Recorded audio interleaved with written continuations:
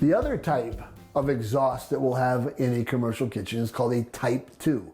Now, it's very common that you might have a pizza parlor or someplace, or a bakery, that might only have Type 2 hoods. Sometimes you'll have just Type 1 hoods. In this particular case, we have a Type 1 and a Type 2. A Type 2 hood is located over non-grease laden appliances. This is a dishwashing station. It has a Type 2 hood. The reason they put that in is to control the steam. If we were in a larger, wide open area, maybe we don't have this type of hood. But in this particular case, when we have this hood, then we do have a Type 2 hood.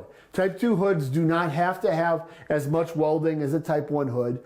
If there are welds, they should be liquid tight. It should be stainless steel or steel. And in this particular case, I have a mesh filter versus a baffled filter. Simple mesh filter that can be taken out cleaned. And all this is doing is controlling all the steam that's coming off of our unit. These systems do not have to have lighting. These systems do not have to have fire suppression.